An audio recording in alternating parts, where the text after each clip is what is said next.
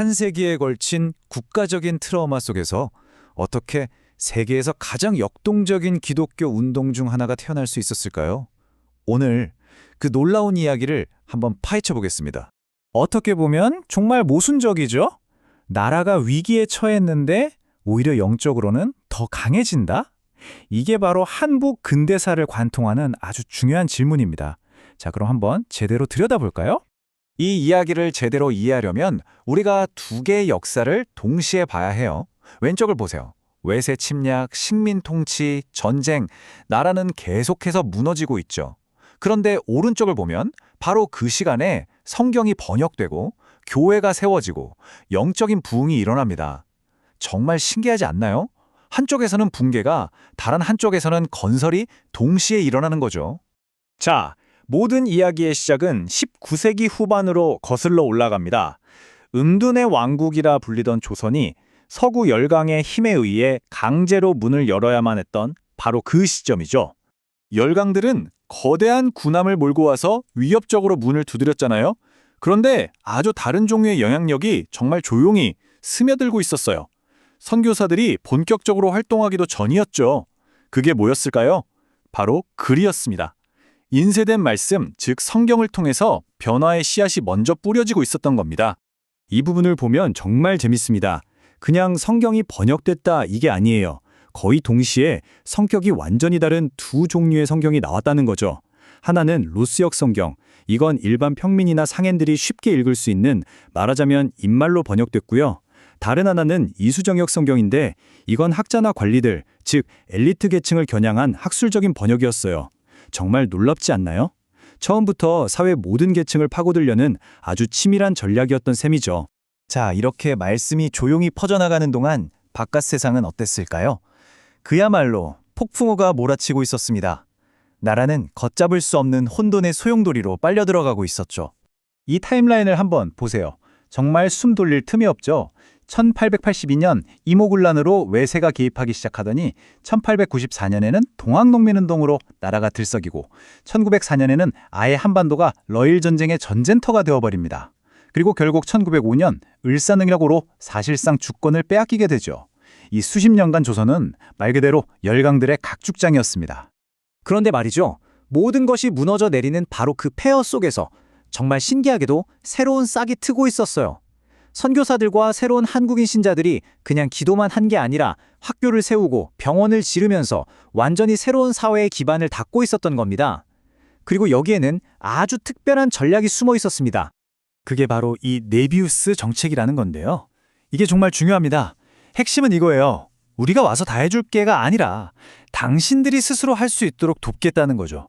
서양교회를 그대로 복사해서 붙여넣는 게 아니라 한국인들 스스로가 주인이 되는 그런 교회를 만들자는 아주 혁신적인 생각이었습니다. 그래서 나온 게 바로 이 3자 원칙입니다. 첫째, 자치. 교회의 리더는 한국인이어야 한다. 둘째, 자립. 재정도 외국 원조가 아니라 교인들의 헌금으로 해결한다. 그리고 셋째, 자전. 전도도 한국인들이 직접 한다. 어때요? 처음부터 외부의 도움 없이도 살아남을 수 있는 아주 튼튼하고 자생력 있는 교회를 설계한 거죠. 자, 이제 나라는 정말 풍전등화의 위기에 놓였습니다. 모든 희망이 사라진 것처럼 보였죠. 바로 그때 정말 누구도 예상하지 못했던 일이 터집니다. 바로 1907년 평양 대부흥 운동입니다. 이건 그냥 부흥 집회가 아니었어요. 말 그대로 영적인 대폭발이었습니다. 사람들이 공개적으로 자신의 죄를 고백하고 회개하면서 시작된 이 불길이 순식간에 한반도 북부 전역을 휩쓸어 버렸습니다. 이 부흥의 에너지가 뭘로 이어졌을까요? 바로 100만 명에게 복음을 전하자는 100만인 구령운동으로 터져나왔습니다. 나라가 곧 넘어갈지도 모르는 그 절체절명의 순간에 할 수 있는 마지막 영적인 저항, 마지막 몸부림처럼 전국적인 전도 캠페인을 벌인 겁니다. 정말 대단하죠? 자, 이제 시간은 흘러 1910년. 결국 나라는 일본의 식민지가 됩니다. 이 암흑 같은 시기, 이 35년 동안 신앙은 저항의 상징이 되는데요. 과연 교회는 이 시기를 어떻게 버텨냈을까요? 그 중에서도 교회에 가장 큰 시련이 닥친 건 바로 신사참배 문제였습니다. 일본이 천황을 신격화하고 그들의 신사에 가서 절을 하라고 강요한 거죠. 이걸 그냥 국민의례라고 포장했지만 기독교인들에게는 이게 심각한 문제였습니다. 자, 여기서 교회가 엄청난 딜레마에 빠집니다. 이건 그냥 국가에 대한 예의를 표하는 의식일 뿐인가? 아니면 하나님 외에 다른 신을 섬기는 명백한 우상 숭배인가? 이 질문 하나가요, 한국 교회를 둘로 쪼개는 정말 고통스러운 분열의 시작점이 됐습니다. 그리고 그 상처는 사실 지금까지도 남아있죠. 여기서 우리가 기억해야 할 건 쉬운 선택지가 없었다는 겁니다. 한쪽에서는 주기철 목사님처럼 죽어도 우상에게 절할 수 없다며 저항하다가 결국 순교의 길을 갔습니다. 이분들은 민족과 신앙의 자존심을 지킨 상징이 됐죠. 반면에 다른 한쪽에서는 이건 종교행위가 아니라 그냥 문화적인 거다. 일단 교회가 살아남아야 신자들을 지킬 수 있다면서 타협의 길을 선택했습니다. 정말 누구의 선택이 옳았다고 쉽게 말하기 어려운 비극적인 상황이었던 거죠. 길고 긴 암흑기가 끝나고 1945년 드디어 해방이 찾아옵니다.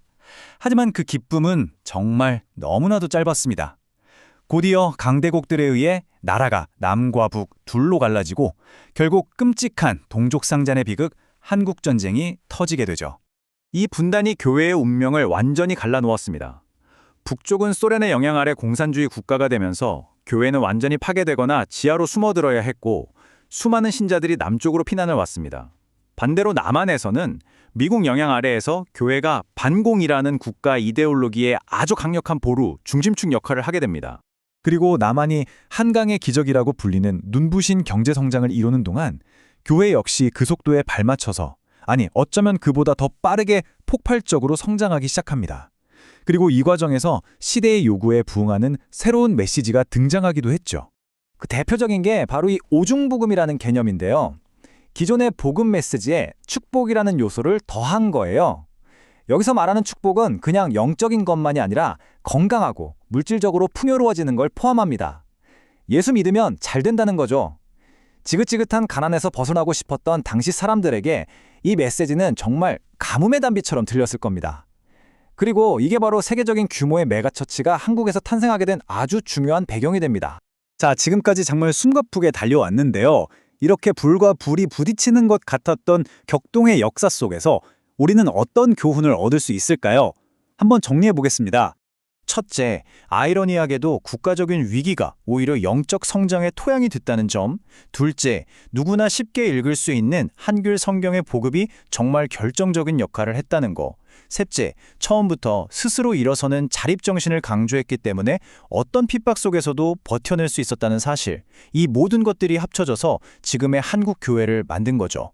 정말 열정적이면서도 강인하고 또 때로는 복잡한 모순을 안고 있는 한국의 정체성과 때려야 뗄 수 없는 존재가 된 겁니다. 결국 이 질문이 남습니다. 이처럼 극심한 위기라는 도가니 속에서 만들어진 역사가 과연 오늘날 한국이라는 나라의 영혼, 그리고 그 신앙을 어떻게 계속 빚어가고 있을까요? 이건 그냥 과거의 이야기가 아닙니다. 지금도 한국 사회와 정치, 그리고 우리 각자의 삶에 영향을 미치고 있는 여전히 살아 숨쉬는 역사인 거죠. 그리고 우리는 아직 그 거대한 의미를 다 이해하지 못했을지도 모릅니다.